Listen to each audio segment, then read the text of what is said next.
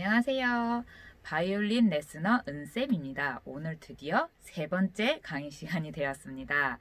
짧게 짧게 만들어 놓았으니 그냥 쭉 연결해서 들으셔도 좋을 것 같아요. 예. 저번 시간에는 어깨 받침을 끼우는 방법과 기본적으로 바이올린을 잡는 자세를 알려드렸어요. 오늘은 어깨 받침을 끼울 때 키와 덩치에 맞게 끼우는 방법과 서서 할 때의 발 자세, 그리고 활 잡는 자세까지 알려드릴게요. 자, 우선 첫 번째, 어깨 받침을 끼우셨죠? 예. 그랬는데 만약에 제가 제 키가 160이라고 말씀드렸죠? 대한민국 여성의 표준 키입니다. 근데 만약에 160보다 키가 크세요. 한 180, 190 되세요. 그러면 어깨도 넓으시고 팔도 기시겠죠? 예, 그러면 어깨 받침을 조금 더 요 넓은 쪽이 위로 가게끔 조정을 해주세요. 요런 모양이 됩니다. 넓은 쪽이 위로 갔죠? 자, 이것은 무엇을 뜻하냐면요. 90도 방향으로 악기가 더 나갈 수가 있어요. 제가 45도 방향으로 들어온다고 말씀드렸죠. 근데 팔도 길고 어깨도 넓으시면 약간 더 90도 방향으로 나가서 사용을 해주셔야 돼요. 팔이 기니까요. 근데 만약에 160보다 내가 키가 작아요. 한 140 후반에서 150 돼요. 뭐 이렇게 하시면은 방법이 다 있죠. 자, 이 넓은 쪽을 반대로 아래로 내려주세요. 그럼 이렇게 반대 모양이 되겠죠. 예. 조금 더 확실하게 보여드리기 위해서 좀 과하게 해볼게요. 요렇게. 예. 그러면 어떤 현상이 벌어지느냐? 90도 방향이 아니라 나의 정면으로 악기가 더 오게 돼요. 이렇게. 예. 그러면 좀 더 팔이 짧더라도 여기에서 사용하실 수 있겠죠. 예. 아, 물론 이거는 있어요. 아이고. 키가 작으시더라도 팔이 기신 경우가 있어요. 그러면 역시 거기에 맞춰서 얘를 옮겨줘야 돼요. 또 덩치가 크고 어깨가 넓은데 팔이 짧으신 경우도 있어요. 그럼 거기에 맞춰서 또 옮겨주셔야 돼요.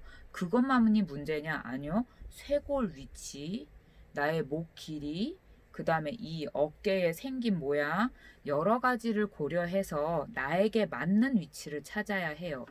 저도 물론 가장 표준 키기 때문에 중간에 와야 하지만 전 지금 약간 이쪽을 내렸죠. 예. 제가 팔이 조금 짧은 편이에요. 그래서 오히려 약간 내 몸 안쪽으로, 그리고 손도 작아요. 손 크기도 조금 영향이 있어요. 그래서 손도 작고 팔도 약간 짧은 편이어서 약간 내 정면에 가까이 오게 합니다. 다행히도 어깨 받침이 그걸 도와주기 때문에 쇄골에 닿는 위치라든지 이런 좀 불편함을 없애줄 수가 있는 거예요. 가끔 외국 교수님들이나 좀 깐깐하신 교수님들은 어깨 받침 사용을 굉장히 꺼려 하시는 분들도 계세요. 예, 턱 받침까지는 허용을 하나 어깨 받침 사용을 안 좋아하시는 분들도 계십니다. 소리를 먹는다고도 얘기를 해요. 소리가 잘 안 난대요. 이제 그건 근데 두 번째 문제고요. 얘네 어깨 받침과 턱 받침은 우리 연주할 때 사람들이 편하게 하려고 나온 거기 때문에 사용을 해야 되겠죠. 예. 아, 그리고 턱 받침에 대해서 한 가지 더 말씀드리자면 보통 스탠다드형은 왼쪽으로 더 와 있어요. 예. 지금 제 것도 그렇게 스탠다드는 아니고 조금 변형된 모습인데요. 자, 어찌됐든, 자, 45도 각도로 해서 악기를 끼우고요. 머리를 내려놨을 때 턱은 딱 턱받침 위에 딱 얹어져야 합니다. 내가 편한 대로 조절을 했을 때, 난 자꾸 테일피스 위로 턱이 올라가는 것 같아요. 선생님, 그게 제일 편한데요? 라고 하시는 경우에는, 여기 가운데에 오는 센터형 턱받침이 있어요. 그걸로 바꿔주시는 것도 하나의 방법이에요. 저도 사실 테일피스를 자꾸 눌러서, 요 테일피스는 요 줄 거리를 말씀드리는 거예요. 테일피스를 자꾸 눌러서 여기 테일피스 위를 감싸주는 턱받침으로 사용을 하고 있어요. 그런 걸 일부러 골랐어요. 예. 근데 이쪽으로 중간으로 넘어오는 것보다는, 그러니까 테일피스 쪽으로 턱이 넘어오는 것보다는 일단 왼쪽 위쪽으로 턱이 오도록 해주시는 게 좋아요. 그래서 왼쪽 위에서 바이올린을 내려다보는 모습이 되면 훨씬 편하게 바이올린을 하실 수 있으세요. 제일 중요한 것은 편한 위치를 찾는 것도 중요하지만 기본 자세를 가지고 이렇게 바이올린을 내 머리로 버틸 수 있어야 해요. 이러고서 뛰기도 하고 말도 하고 이 팔을 여기저기 옮겨 다니면서 이렇게 할 수 있어야 돼요. 이것이 가장 중요한 기본 자세입니다. 예. 그리고 이제 두 번째로요. 서서 하실 때의 발 자세를 보여드릴게요. 자, 서서 연주할 때 발의 위치를 보여드릴게요. 물론 편하게 하셔도 되지만 기본적인 자세가 있으니까요. 자, 여기 토끼 보이시죠? 예, 제가 코믹한 양말을 잘 신어요. 애들 보고 조금이라도 웃으라고요. 예.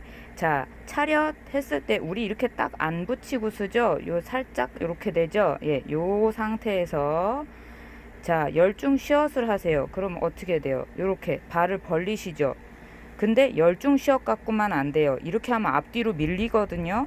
그럼 왼쪽 발을, 지금 보이시죠? 왼쪽 발을 살짝 앞으로, 예, 요렇게 해서 편하게 서시면 돼요.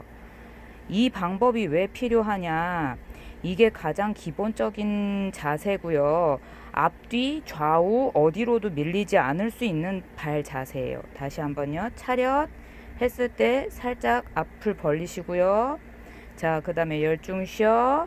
예, 어깨 넓이만큼 벌렸죠. 그 다음에 왼발을 살짝 앞으로, 어디에서 밀어도 밀리지 않게끔.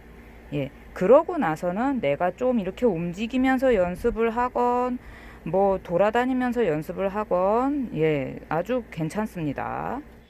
예, 이번에 세 번째로 드디어 활 잡는 자세를 알려드릴게요. 활을 지금 집을래다가 자, 먼저 활 집기 전에 연필이 필요합니다. 예, 다른 영상에서도 많이 보셨겠지만 우선 연필로 하는 이유는요. 활이 워낙 길어요. 1m는 안 되지만 좀 긴 편이에요. 4개의 현을 가진 차련 악기, 그러니까 활을 쓰는 악기 중에서는요. 바이올린 활이 제일 길다는 거 아시나요? 나중에 기회가 되면요. 제 친구들 다 꺼내서 보여드릴게요. 제가 현악기는 다 있어요. 예, 그래서 바이올린 활이 제일 길고요. 그 다음에 비올라, 그 다음에 첼로, 그 다음에 더블 베이스, 콘트라 베이스라고 하죠. 활 길이는 그렇게 차이가 집니다. 그러면은 굵기는요? 좋은 질문이에요. 굵기는 당연히 바이올린 활이 제일 얇고요. 그 다음에 비올라가 조금 더 굵어지고요. 첼로가 조금 더 굵어지고요. 더블 베이스는 제일 굵고 짧아요. 신기하죠? 그게 다 악기의 특성에 따라서 다르기 때문입니다. 자, 우선 연필을 준비해 주시고요. 손을 보여드릴게요. 자, 엄지를 안으로 넣고 주먹을 꽉 쥐었다가 요렇게 돌리세요. 자, 여기 꽉 쥐셨죠? 자, 살짝 피세요. 살짝 힘을 푸세요. 그럼 엄지가 어떻게 돼 있나요? 요 부분이 살짝 구부러져 있죠? 그쵸? 엄지가 휙 펴져 있지 않아요. 이렇게 돼 있지 않아요. 안으로 넣고 주먹을 쥐었다가 힘을 풀면 구부러져 있어요. 그러고 자, 요 엄지랑 가운데 손가락에 가운데 마디, 여기요. 예, 여기랑 엄지 끝이랑 마주 잡으세요. 요렇게요. 근데 엄지는 지금 힘 뺀 상태로, 우리가 주먹을 쥐었다가 힘을 뺀 요 상태의 엄지를 요 가운데 손가락에 가운데 마디랑 마주 잡으시는 거예요. 보이시죠? 요렇게. 엄지를 힘을 줘서 돌리시거나 힘을 줘서 미시면 안 돼요. 이것 때문에 자꾸만 엄지가 펴지는 거예요. 돌려서 펴지시는 거예요. 우선은 자 주먹을 쥐었다가 다시 힘을 풀고 가운데 손가락, 가운데 마디랑 요렇게 마주치게 해주세요. 그렇죠. 그럼 둥근 모습이 보이시죠? 자, 그리고 요걸 보시면 약간 강아지 같기도 하고 여우 같기도 하죠. 요거는 애기들 가르칠 때 이렇게 강아지 모습 만들어봐, 여우 모습 만들어봐 라고 많이 해요. 예. 자, 그럼 연필을 강아지가 살짝 물어야겠죠. 그러면 어디로 무냐? 아까 보여드렸던 이 엄지와 가운데 손가락 사이에 요렇게 들어갑니다. 엄지랑 가운데 손가락으로 연필을 살짝 잡았어요. 으아 하고 힘을 주고 잡는 게 아니고요. 그냥 살짝만 일부러 그 힘 주는 거 피하기 위해서 연필로 하는 거예요. 그런 다음엔 자 힘을 빼고 살짝 잡으셨으면 어느 정도냐면요. 우리 연필 딱 이렇게 연필 쓸 때 쥐는 정도의 힘으로만 이렇게 살짝만 잡아주세요. 그 다음에 나머지 손가락, 자, 네 번째 손가락은 약지는 가운데 손가락 옆에, 그 다음에 요 집게 손가락은 또 옆에 이렇게 걸치시고요. 새끼 손가락만 요 위에 올리세요. 요런 모습이에요. 어렵지는 않아요. 근데 문제가 뭐냐면요. 엄지를 구부리라고 말씀을 드렸더니 이걸 굳이 힘을 주시는 경우가 많아서 그게 걱정이 돼요. 자, 요거예요. 기본 자세예요. 여기에서 얘네 둘을 쫑긋쫑긋 하다가 이렇게 내려놓는 것도 하나의 방법이고요.